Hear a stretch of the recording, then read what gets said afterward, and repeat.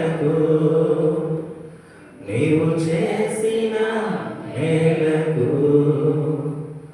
నీవు చూపిన కృపలకు వందనం యేసయ్యా వందనం యేసయ్యా వందనం యేసయ్యా వందనం యేసయ్యా వందనం యేసయ్యా వందనం యేసయ్యా వందనం యేసయ్యా వందనం యేసయ్యా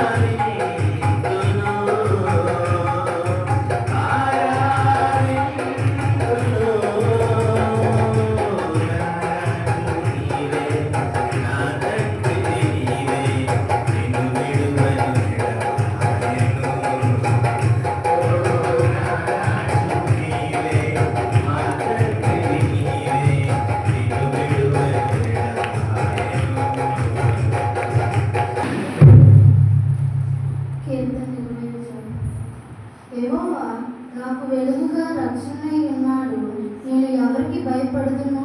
యెహోవా నా ప్రాణం దుర్గము, ఎవరికి వెళుతును?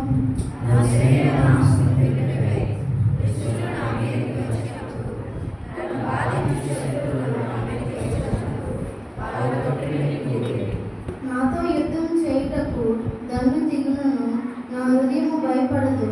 నా మీదకి యుద్ధము రేగినను, దీనిలో నేను ధైర్యం విడకుందును.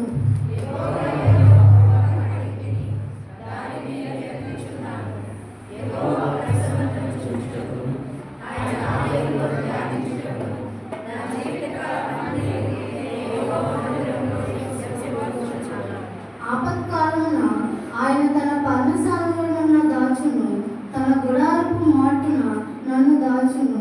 ఆశ్రయదుర్గము మీద ఆయన నన్ను ఎక్కించును.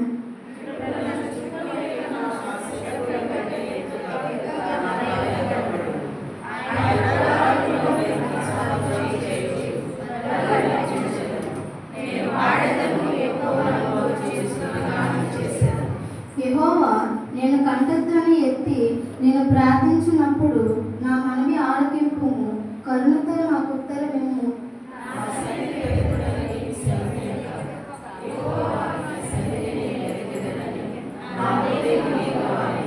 నీ ముఖమును నాకు దాచుకుము, కోపము చేత నీ సేవకుని తోలివేయకుము. నా సహాయుడు నీవే, రక్షణకర్తవు నా దేవా, నన్ను దిగినాడకుము, నన్ను విడవకుము.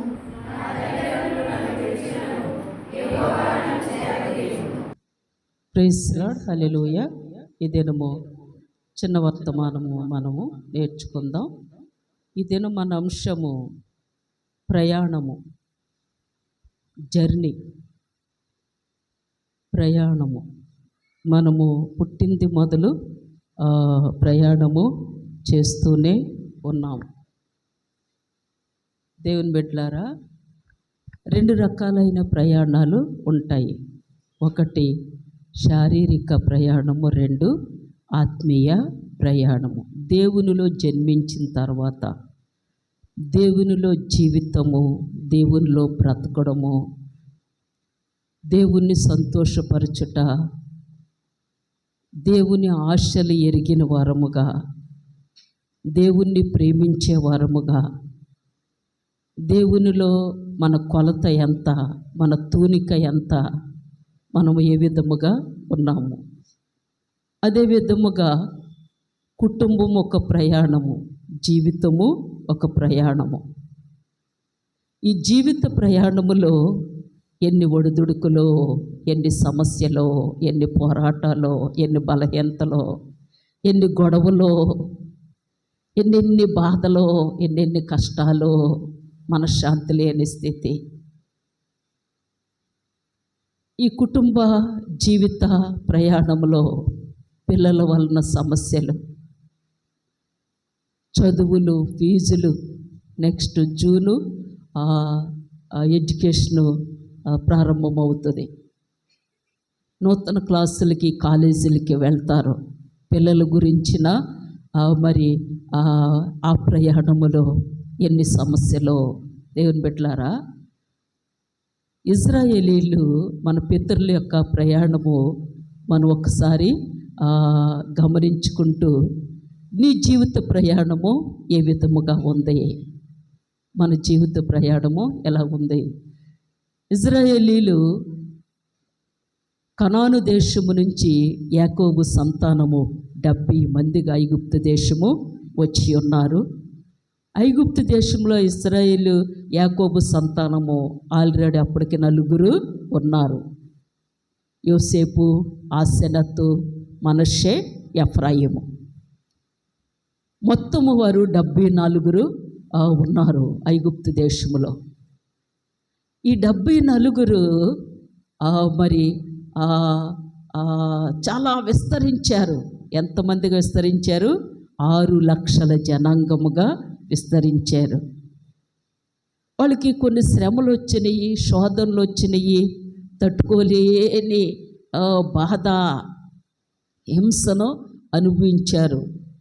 యాకోబు ఆ సంతానము చనిపోయారు. వాళ్ళ పిల్లల తరము విస్తరించింది. దేవుని బిడ్డలారా, చూడండి, నిర్గమకాండము 5వ అధ్యాయము మొదటి నుంచి చదువుకుందాం. తరువాత మోషే అహరోన్లు వచ్చి ఫరోను చూచి, ఇశ్రాయేలీయుల దేవుడైన యెహోవా అరణ్యములో నాకు ఉత్సవము చేయుటకు నా జనమును పోనిమ్మని ఆజ్ఞాపించుచున్నాడనిరి. ఫరో, నేను అతని మాట విని ఇశ్రాయేలీయులను పోనిచ్చుటకు యెహోవా ఎవడు? నేను యెహోవాను ఎరుగను, ఇశ్రాయేలీయులను పోనీయనెను. అప్పుడు వారు, హెబ్రీయుల దేవుడు మమ్మును ఎదుర్కొనెను. సెలవైన ఎడల మేము అరణ్యములోనికి 3 దినముల ప్రయాణమంతా దూరము పోయి మా దేవుడైన యెహోవాకు బలి అర్పించుదము. లేని ఎడల ఆయన మా మీద తెగులుతోనైనను ఖడ్గముతోనైనను పడునేమో అనిరి. చాలు, వీరి ప్రయాణం. మోషే అహరోనులు ఐగుప్తు రాజైన ఫరో దగ్గరికి వెళ్ళి అంటున్నారు, దేవుడు మోషేను ఐగుప్తు దేశానికి పంపించారు. అక్కడ నా ప్రజలు మగ్గిపోతున్నారు, శ్రమలతో, బాధలతో, తట్టుకోలేని ఆ బాధలతో నశించిపోతున్నారు. నా సమయం దగ్గరైపోయింది, నా సమయం వచ్చేసింది, నా దినములు పూర్తయిపోయినాయి, నా సంవత్సరములు పూర్తయిపోయినాయి, నా ప్రజలు నేను విడిపిస్తాను, నేను సర్వశక్తి గల దేవుడను, నాకు అసాధ్యమైంది భూమి మీద ఏమీ లేదు. మోషే నా కోసం నువ్వు నిలబడు. మోషే అంటే నేను అత్తివాడును ప్రభువా అంటాడు. నేను భయపడుతున్నాను ప్రభువా, నేను ఏపాటి ప్రభువా, నేను ఎందుకు పనికిరాని వాడిని ప్రభువా, నేను మాటమాంద్యము గలవాడిని ప్రభువా, అనేక రకాలుగా మరి ఆ ప్రభుతో మాట్లాడతా. మన దేవుడు ముఖాముఖిగా మాట్లాడే దేవుడు. మోషేతో దేవుడు ఎలా మాట్లాడతారంటే, ఒక నరుడు నరునితో మాట్లాడినట్లు, ఒక స్నేహితుడు స్నేహితునితో మాట్లాడినట్లు దేవుడు మోషేతో మాట్లాడుచుండెను. దేవుని బిడ్డలారా, నువ్వు వెళ్ళు మోషే, నీ అన్నయ్యన అహరోనుకి నేను మరి నీకు దేవుడుగా ఉంచుతానంటారు. నేను నీకు తోడై ఉన్నాను, నువ్వు వెళతారు, వెళ్ళి అక్కడ మాట్లాడతారు. ఇప్పుడు చదవబడిన భాగంలో 3 రోజులు మేము పండగ చేసుకోవాలి అరణ్యములో. మా ప్రజలను, మా పిల్లలను, మా భార్యలను మేము సమస్తము కూడా వెళ్ళి అక్కడ పండగ చేసుకుంటాం. 3 రోజులు ప్రయాణం అంతా దూరం. మా దేవుడు మాతో మాట్లాడి ఉన్నారు, మా దేవుడైన యెహోవా మాతో మాట్లాడి ఉన్నారు. మేము వెళ్ళాలని ఆనాడు మరి ఆ 2 నాయకులు వెళ్ళి అడిగితే ఫరో అంటాడు, యెహోవా ఎవడు? నేను యెహోవాను ఎరుగను, ఇశ్రాయేలీలు నేను పోనీయను. ఆ పరిస్థితులు జరిగిన తర్వాత మరి వాళ్ళకి మరి కష్టమో ఎక్కువైపోయింది. వాళ్ళు బిల్డింగ్లు కట్టాలి, ఆ మట్టి కీలుతో మరి తయారు చేసి, ఇటుకలు తయారు చేసి వాళ్ళ చేత చాలా చాలా కష్టమైన పనులు చేయిస్తారు. ఈ మోషే ఆహారంలో వెళ్ళి అడిగిన తర్వాత వాళ్ళ పరిస్థితి ఎలాగుందంటే, మెటీరియల్ ఏమి ఇవ్వకుండా, కర్రలు గడ్డి కొయ్యకాలు ఏమి ఇవ్వకుండా అవన్నీ మీరే సమకూర్చుకోండి, కానీ లెక్క మాత్రము నాకు కరెక్ట్గా అప్పగించాలంటారు. ఒకరోజు మోషే అహరోనులు ప్రయాణమై వెళుతుంటే వీళ్ళు ఆ రాజు దగ్గరికి వెళ్ళి, మాకు భారం అయిపోతుంది, మాకేమీ ఇవ్వడం లేదు, మేము ఎలాగా కష్టపడాలి, వాళ్ళకి తినటానికి కూడా ఆ టైము లేకుండా అయిపోయింది. తగిన పని చెయ్యకపోతే ఒళ్ళంతా మరి దెబ్బలో కొరడాలతో కొట్టేస్తున్నారు. శరీరంలో ఆరోగ్యము లేదు, వండుకోవడానికి తినటానికి కూడా వాళ్ళకి సమయము లేదు. మోషే అహరోనులు మీరు వచ్చారు, మరి ఏంటి మా పరిస్థితి ఇంకా అధ్వానంగా అయిపోయింది. వాళ్ళు బాధపడతారు, దుఃఖపడతారు, ఏడుస్తారు. మీరు భయపడకండి. ఆ క్లిష్ట పరిస్థితిలో, ఆ శ్రమలో, ఆ శోధనలో, ఆ భయంకరమైన పరిస్థితిలో దేవుడు మోషేని బలపరుస్తారు, అలాగే ప్రజలను కూడా ధైర్యపరుస్తారు. ఒకటే అంటున్నారు, మేము వెళ్ళి మేము ఉత్సవం చేసుకొని పండుగ చేసుకుంటాము, 3 రోజులు ప్రయాణం, మీ మట్టుకి మీరు వెళ్ళండి అంటాడు ఒకసారి. తర్వాత అనేక పరిస్థితులు గడిచిన తర్వాత, లేదు లేదు, మా పశువులు, మా మందలు, మా భార్యలు, మా పిల్లలు, మేము సమస్తం బయలుదేరు. అలాగైతే ఒప్పుకోడు. 10 తెగుళ్ళు చేత ఐగుప్తు దేశంలో దేవుడు 10 తెగుళ్ళు పంపించాడు. అయినను ఫరో కఠినపరచబడ్డాడు. దేవుని బిడ్డలారా, ఈ ప్రయాణములో, ఈ అరణ్య ప్రయాణములో, వీళ్ళ యొక్క జర్నీలో ఎన్నో సమస్యలు వచ్చినాయి, ఎన్నో శోధనలు. నీ ప్రయాణము కూడా నీ మైండ్ తెచ్చుకో. నీ యాత్రలో, నీ కుటుంబ పరిస్థితిలో, నీ పిల్లల పరిస్థితిలో, నీ భర్త, నీ కుటుంబంలో ఎన్ని సమస్యలు ఎదుర్కొంటున్నావు, ఎన్ని శోధనలు అనుభవించావు, ఎన్నెన్ని పరిస్థితులు నీవు నీ ప్రయాణములో మనశ్శాంతి లేని స్థితి, దుఃఖపడిన స్థితి, ఒంటరిగా ఏడ్చుకున్న స్థితి. ఎందుకు ఈ జీవితము, బ్రతకడం ఎందుకు, చనిపోతే బాగుండు కదా. ఎన్నెన్ని నీ జీవితంలో నువ్వు పడిన కష్టాలు, సమస్యలు, శోధనలు, అనారోగ్యాలు, ఇవన్నీ కూడా నీవు జ్ఞాపకం చేసుకో. ఆనాడు మన పితరులు మనకంటే ఎక్కువ అనుభవించారు. ఒక్క విషయం గుర్తుంచుకోండి, వారు ఎప్పుడు కూడా ఐగుప్తు దాటి వచ్చిన తర్వాత మళ్ళీ ఐగుప్తు వెళ్ళారా? జీవితంలో మరలా ఐగుప్తు వెళ్ళలేదు. మన ప్రయాణం ఎలాగుంది? దేవునిలోకి వచ్చిన తర్వాత జీవము గల దేవుణ్ణి నమ్ముకున్న తర్వాత, జీవము గల దేవుణ్ణి ఆరాధిస్తున్నావు, నువ్వు గుండె నిండా యేసు ప్రభుని ఇష్టపడతావు. నీ జీవితంలో ఆయన ఒక్కరే దేవుడు. ఆయన తప్ప ఇంకా దేనిని నువ్వు అంగీకరించవు, దేనిని నువ్వు నీ మనసులోనికి రానివ్వు. నీ జీవితంలో మెయిన్ యేసు ప్రభువే ఉంటారు.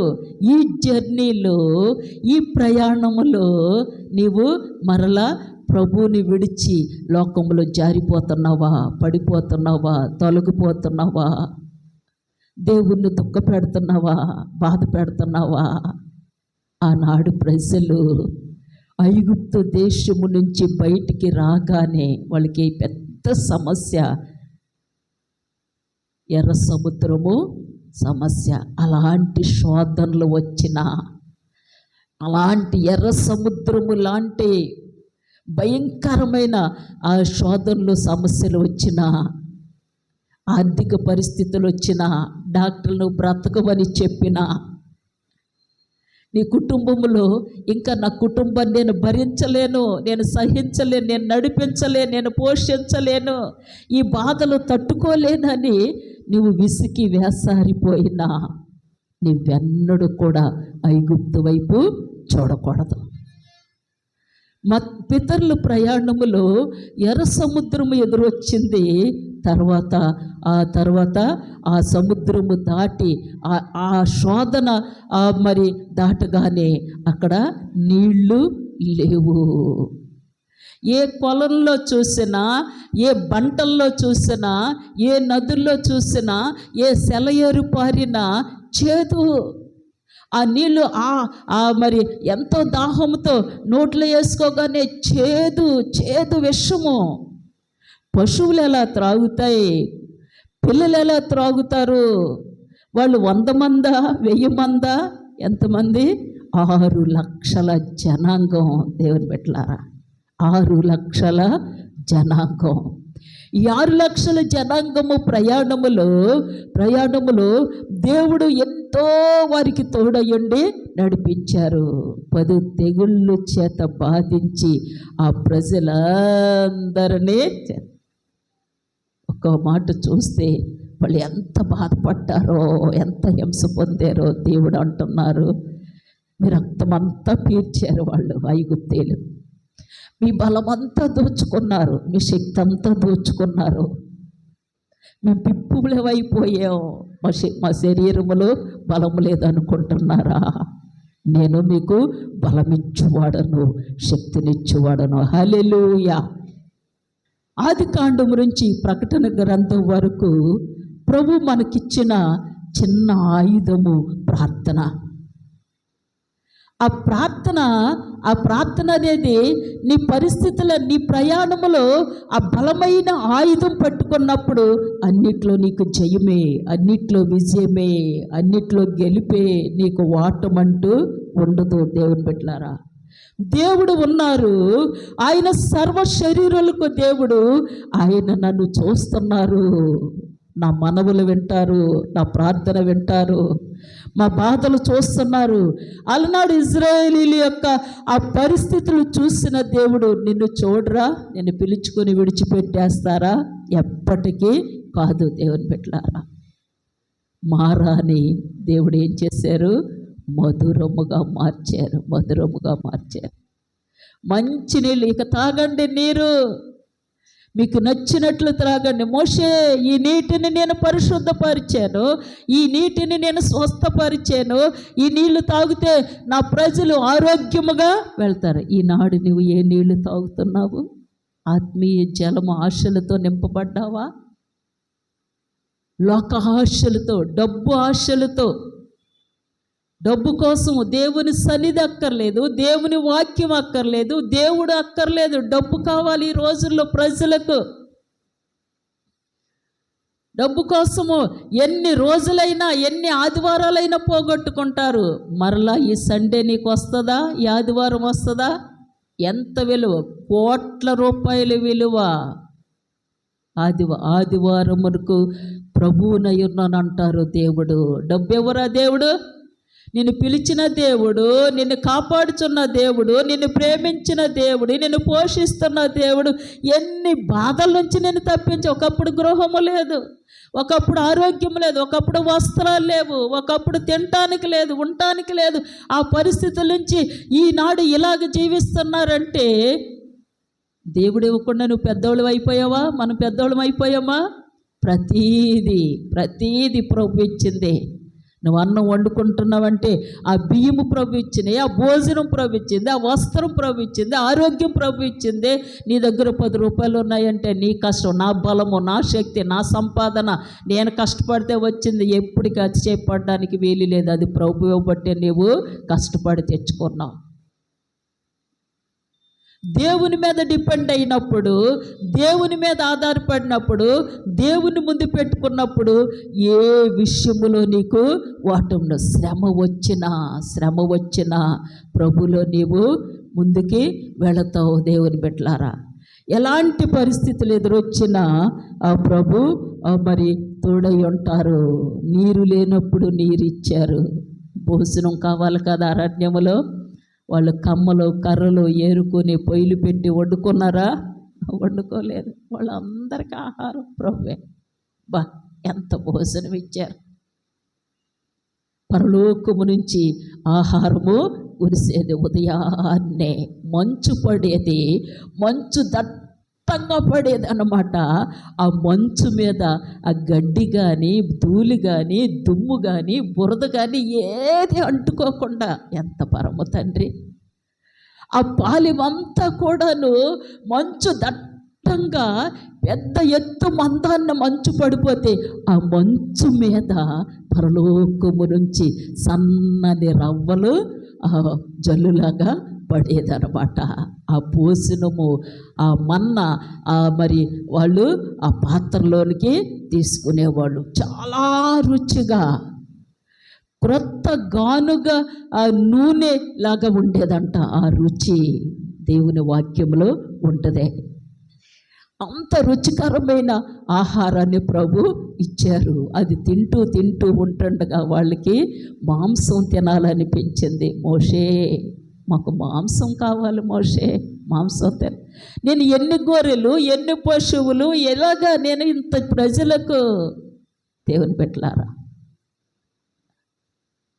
ప్రభు అంటున్నారు, రేపు ఉదయం నేను వాళ్ళకి మాంసం ఏర్పాటు చేస్తాను. మోషే నువ్వు భయపడక, నా బిడ్డలు నేను పోషిస్తాను. నడిపించిన దేవుడిని పోషించనా? వాళ్ళు ఏది కావాలంటే అది ఇస్తాను. నువ్వు ప్రభువులో జీవించినప్పుడు, ప్రభు కొరకు బ్రతికినప్పుడు, నీ హృదయం దేవునికి ఇచ్చినప్పుడు, దేవుని వాక్యమును నీ హృదయంలో ఉంచుకున్నప్పుడు, నీ కుటుంబాన్ని నిన్ను ఆయన లిఫ్ట్ చేస్తారు, ఆయన హస్తాల్లోనికి తీసుకుంటారు. ఏ విషయములో కరువా, ఇంట్లో ఏమీ లేవా, భయపడక.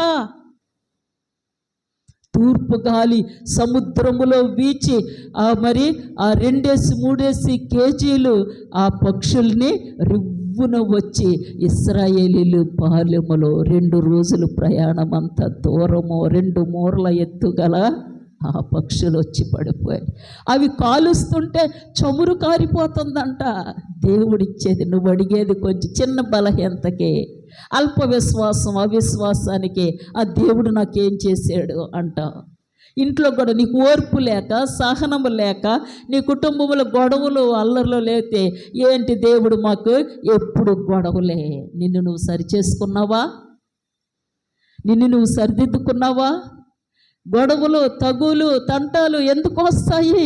తగ్గించుకుంటే ఏమీ ఉండదు కదా, లోబడితే ఏమి ఉండదు కదా, ఒక మాట అనకుండా ఉంటే ఏమి అనదు కదా, ఒక మాట పడి ఉంటే ఏమి అవ్వదు కదా.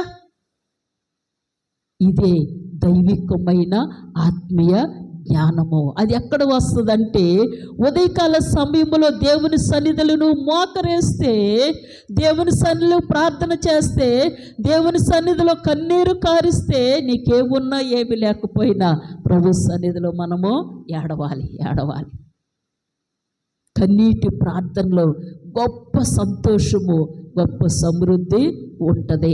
వారికి ఏది కావాలంటే అది ప్రభు ఇచ్చారు. దేవుని బిడ్డలారా, శోధనలు వచ్చినాయి, వారికి సమస్యలు వచ్చినాయి, నిందలు వచ్చినాయి, అవమానాలు వచ్చినాయి, ఎన్నెన్ని పరిస్థితులు ఎదురొచ్చినా వారు మరి ఐగుప్తుకి వెళ్ళలేదు. వారి ప్రయాణములో ముందుకే సాగారు, కానీ మరలా ఐగుప్తుకి వెళ్ళినట్టుగా బైబిల్ గ్రంథంలో ఎక్కడైనా ఉంటుందా? వెళ్ళలేదు. రక్షింపబడింది మొదలు, నువ్వు బాప్తిసం తీసుకున్నది మొదలు, దేవునితో ప్రమాణము చేసింది మొదలు, దేవునిలో నీ యాత్ర, నీ ప్రయాణము కొనసాగాలి. నీ ప్రయాణము ముందుకు వెళ్ళిపోవాలి. అనేక మంది కోసం నువ్వు సాక్షిగా బ్రతకాలి, ఆదర్శంగా బ్రతకాలి. దేవుని కోసం నువ్వు నడుము కట్టుకోవాలి, దేవుని కోసం నీ నేత్రాలు కట్టుకోవాలి, నీ జీవితం కట్టుకోవాలి, నీ బ్రతుకు ప్రభుకి అప్పగించాలి. ప్రభు అంచెలంచెలుగా నిన్ను దీవించి ఆశీర్వాదిస్తారు. వీళ్ళ ప్రయాణము, వాహనాలు ఏంటమ్మా వీళ్ళకి? రథాలు, గుర్రాలు, గాడిదలు.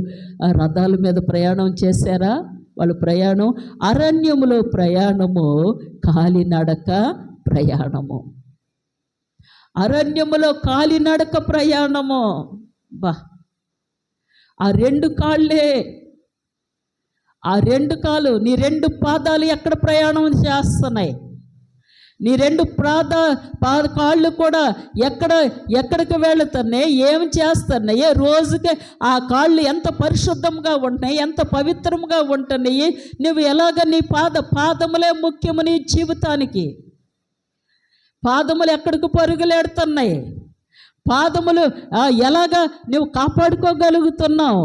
ఆనాడు అరణ్యములో, అరణ్యములో ఆ మృగాలు, ఆ సర్పాలు, ఆ పరిస్థితిలో, అరణ్యములో అలుముకుపోయిన ఆ పరిస్థితిలో దేవుడు త్రోవలు ఏర్పాటు చేసిరే. కష్టాలు అలుకుపోయినాయా? శోధనలు, సమస్యలు అలుకుపోయి ఉన్నాయా? నీ ప్రయాణాన్ని దేవుడు సాఫీగా ఉండాలంటే నీవు ఆయనలో స్థిరముగా, బలముగా, స్టాండర్డ్గా ఉండాలి. చంచల మనస్సుతో మనము మన జర్నీ చేయకూడదు. దేవుని బిడ్డలారా, ఆ ప్రయాణంలో వారు దేవుడు వారికి ఏం చేశారు? పగలు ఎలా నడిపించారు? ఎండ తగలకుండా మేఘము, రాత్రి ఏం చేశారు? రాత్రి అగ్నిస్తంభము. ఒక మ్యారేజ్ ఉందనుకో, ఒక ఫంక్షన్ చేసుకుంటున్నాం, ఎన్ని లైట్లు పెడతారు? ఒక 10 లైట్లు పెడతారు అనుకుంటున్నాం భోజనాలకి, ఆ ఫంక్షన్కి, అదంతా కూడా. ఒక 1000 మందో, 1500, 2000 మందో, 3000 మందికి ఒక 10-15 లైటింగ్ పెడతారు, చుట్టూ పెడతారు. ఈ జనం ఎంత? 6 లక్షలు దాటేరు సముద్రము. ఈ ప్రయాణములో సంతానము పెరుగుతున్నారు. ఎన్ని లైట్లు పెట్టాలి వాళ్ళకి? ఎంత ఫోకస్ ఉండాలి? రాత్రుళ్ళు ఒక ప్రక్కన మృగాలు అరుస్తున్నాయి, భయంకరమైన ఆ పరిస్థితులు. దేవుని బిడ్డలారా, ఒకే ఒక లైట్ ఉంది వాళ్ళకి. హల్లెలూయా! ఒకే ఒక లైటు. వీళ్ళు 1000, 2000, 10,000, 1,00,000 కాదు, 50,000 కాదు, 6 లక్షలు, 7 లక్షలు, 8 లక్షలు, 10 లక్షలు జనాభా పెరుగుతుంటే ఒకే ఒక లైటు. నీ కుటుంబానికి ఒకే ఒక లైట్ ఉండాలి. ఆయనే ప్రభువైన యేసుక్రీస్తు వారు. నీ వాక్యము నా పాదములకు దీపము, నా త్రోవకు వెలుగై ఉందంటారు. ఆయన వాక్యాన్ని నువ్వు ముందు పెట్టుకుంటే, విని విడిచిపెడితే ప్రయోజనం లేదు. దేవుని బిడ్డలారా, అది నీ హృదయముతో పట్టుకొని నీ ప్రయాణములో అది ఆ వాక్యాన్ని నువ్వు ముందు పెట్టుకున్నప్పుడు గొప్ప ఆదరణ పొందుతావు, గొప్ప దీవెన, ఆశీర్వాదములు పొందుతావు. చూడండి, నిర్గమకాండం 40:36 వచనం.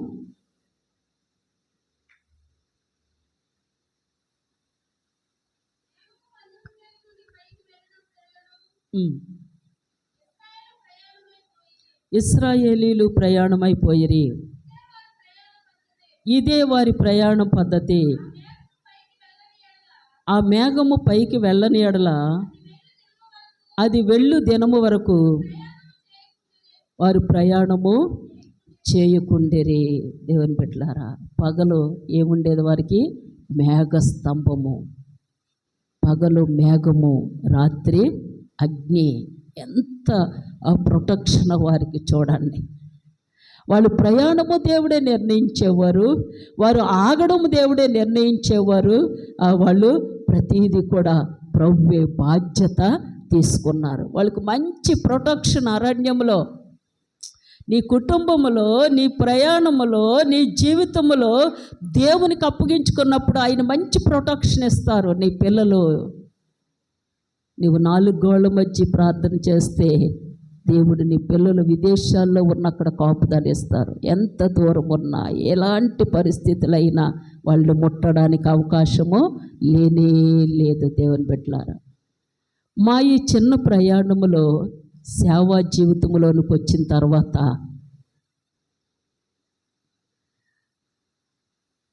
అప్పటికి సంఘము ఒక 20 మంది సంఘముగా ఉన్నారు. ఎన్నో సమస్యలు, శోధనలు ఎదుర్కొన్నాము. ప్రభువా ఏం చేయమంటారు? మేము ప్రార్థన చేస్తున్నాం. ఉపవాసం ఉండి దేవునికి ప్రార్థన చేసినప్పుడు ప్రభు అంటున్నారు, మాతో మాట్లాడుతున్నారు, నా సేవ కోసమే మిమ్మల్ని ఈ ప్రాంతానికి తీసుకొచ్చాను, ఉద్యోగం అడ్డుపెట్టి ఈ ప్రాంతానికి తీసుకొచ్చానని దేవుడు మాట్లాడుతూ 4 గోళ్ల మధ్య నుండి ప్రార్థన చేయండి, నలుమూలల నుంచి నేను అనేక మందిని మీ దగ్గరికి పంపిస్తాను. మేము చేసింది అదే. ఇవి ఎక్కడికి పరుగులెత్తలేదు. అటు పరిగెత్తి ఇటు పరిగెత్తి సంచి జాలి పట్టుకొని ఎక్కడికి వెళ్ళలేదు, ఏమి చేయలేదు. మేమేం చెయ్యాలి ప్రభువా? పగలు రాత్రులు, పగలు రాత్రులు, పగలు రాత్రులు, సమయాలందు, శ్రమల సుఖాలందు దేవుని పాదాలు పట్టుకొని మేము కన్నీరు మున్నీరుగా అలాగ ఏడుస్తూనే ఉండేవాళ్ళం. ప్రార్థన చేస్తే ఏడుస్తే, ఏంటి ప్రభువా మీరేమో పరిచర్య చేయాలంటున్నారు, సేవ చేయాలంటున్నారు, ఈ ప్రజలు పరిస్థితులు ఇక్కడ ఎవరు చేర్చుకుంటారు, ఎవరు అంగీకరిస్తారు, ఎవరు మీకోసం నిలబడతారు? దేవునికి అలా ప్రార్థన చేస్తూనే ఉండేవాళ్ళం. నిన్ను నిన్ను నిన్ను దేవుడు మార్చుకుని రక్షించుకుని బాప్తిస్మిచ్చి సంఘ సభ్యులుగా చేసి ఉన్నారు. ప్రభు సంఘం ఇది. హల్లెలూయా. అనేక ఒడిదుడుకులు దేవుడు పిలుచుకుని ఏర్పాటు చేసుకున్న ఆ దైవజనుడిని మరి ఎన్ని తుఫానులు వచ్చినా, ఎన్ని అలలు వచ్చినా, ఎన్ని సుడిగుండాలు వచ్చినా ఆ దైవజనుడు నిలబడతాడు. హల్లెలూయా. సంఘములో ఎన్ని పరిస్థితులు వచ్చినా, కుటుంబములో కాదు, ఎలాంటి ఆర్థికంగా కాదు, అనారోగ్యముగా కాదు, దేవుని మీద నీ విశ్వాసమే నీకు బలము, దేవుని మీద నీ నిరీక్షణే, నీ ఏకాగ్రతే.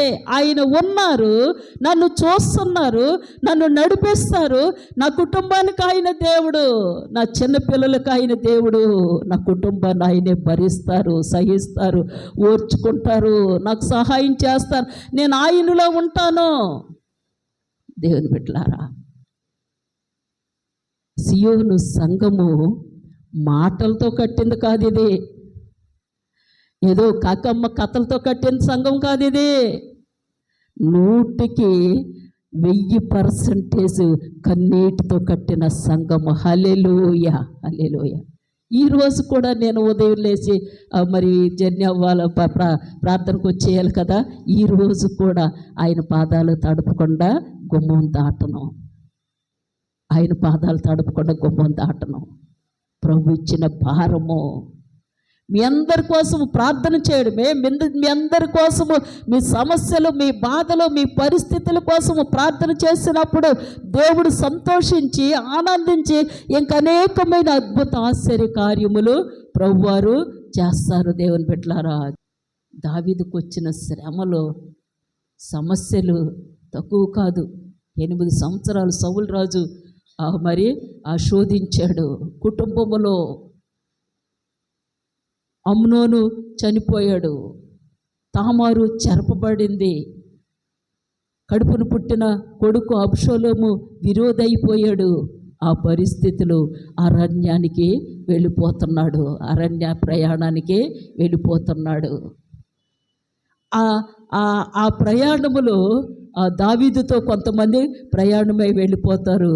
అబ్షలోము దావీదుని చంపాలి, తండ్రిని చంపాలని ఆ కొడుకు రాజ్యము కోసము కొడుకు మరి కంకణం కట్టుకొని ఉన్నాడు. ఆ పరిస్థితుల్లో దావీదుకి ఎన్ని శోధనలు, ఎన్ని సమస్యలు, ఎన్ని పరిస్థితులు వచ్చినా ప్రభుని విడిచిపెట్టేశాడా? విడిచిపెట్టలేదు. దేవుని బిడ్డలారా, ఎలాంటి పరిస్థితులైనా తట్టుకున్నాడు, సహించాడు, భరించాడు, ఓర్చుకున్నాడు. ప్రభువారు అంటారు దావీదు విషయంలో, దావీదు నా హృదయానుసారుడు, నా జ్యేష్ఠ కుమారుడు, నాకు ఇష్టుడు, నాకు ప్రియుడు. దేవుని బిడ్డలారా, మీరందరూ కూడా దేవునికి ఇష్టంగా ఉండాలని మా ఆశ. దేవుని వాక్యానుసారముగా మీరు జీవించాలని, వాక్యాన్ని పట్టుకున్న ఆయన మరి ఏ విషయంలో కూడా మిమ్మల్ని మీకు సహాయం చేయకుండా ఉండరు, త్రోసివేయరు. మిమ్మల్ని అంచెలంచెలుగా గొప్పవారిగా చేస్తారు. కీర్తన 68:7 చూడండి. కీర్తన 68:7 ఆయన ప్రజల ముందర ఎవరున్నారు? మేఘస్తంభముగా, అగ్నిస్తంభముగా. ఎంతమంది రాజులు ఎదురొచ్చారు ఇశ్రాయేలు ప్రజల్ని చంపడానికి, ఎన్నెన్ని ప్రజలు. ఈనాడు కూడా హమాసు, గాజా ఆ ప్రాంతాలు, ఇజ్రాయెల్ ప్రపంచంలో ఏది, అది చిన్న దేశమే. ఇజ్రాయేల్ చుట్టూ పర్వతములు ఉన్నట్లు మీ చుట్టూ పర్వతములు, 7 పర్వతాలు ఉంటాయంట, పెద్ద పర్వతాలు. ఆ పర్వతాల మధ్యలో ఇజ్రాయేల్ దేశము ఉంటుంది. అవి వాటికి ప్రొటెక్షన్. దేవుని బిడ్డలారా, దేవుని కాపుదల నీకున్నప్పుడు, నీ కుటుంబానికి ఉన్నప్పుడు, నీ జీవితానికి ఉన్నప్పుడు ఏ విషయంలో కూడా భయపడవు. నీవు నీ ప్రజల ముందర బయలుదేరావు, ఇంకేంటి, నీ కుటుంబానికి ఆయన ముందుంటారు, నీ జీవితానికి ఆయన ముందుంటారు. ఒకవేళ పక్క వాళ్ళతో గొడవల, ఇంట్లో గొడవల, సమస్యల, నోరు మౌనంగా ఉంటే ఏమీ లేదు కదా. మాటకు మాటే తెగులు, ఒక మాటకి 10 మాటలు. 4 అదుపులు పెట్టుకుంటే, నోరు అదుపులు పెట్టుకుంటే ఏముండే. 84:7 చూడండి. నానాటికి బలాభివృద్ధిని అంటారు.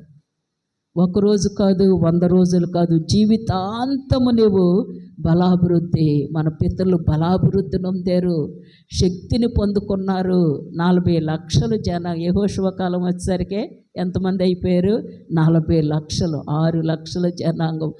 నీ సంతాన వృద్ధి అవుతుంది, నీ పిల్లలు దేవుడు ఆశీర్వదిస్తారు. నీవు కోరుకున్నవన్నీ కూడా, చదువుల్లో కోదు, సమస్తములో ప్రభు సహాయం చేస్తారు. నీవు ప్రభు కోసం నిలబడాలి. నా ఇంటి వారందరూ మానక స్తుతించెదము. నేను, నా ఇల్లు, నా ఇంటి వారందరూ మానక స్తుతించెదము. నన్ను పిండము వలె కాచావు స్తోత్రం, నే చెదరక మోసావు స్తోత్రం. నన్ను పిండము వలె కాచావు స్తోత్రం, నీ చెదరక మోసావు స్తోత్రం. ఎబినేజరు, ఎబినేజరు, ఇంతవరకు మోసితివే. ఎబినేజరు, ఎబినేజరు, నా తలంపుతోనే నున్నావే. స్తోత్రం, స్తోత్రం, స్తోత్రం, హృదయములో మోసితివే. స్తోత్రం, స్తోత్రం, స్తోత్రం, స్తోత్రం, పిండము వలె మోసితివే. స్తోత్రం. యెహోవా మిమ్మల్ని ఆశీర్వదించి మిమ్మల్ని కాపాడునుగాక.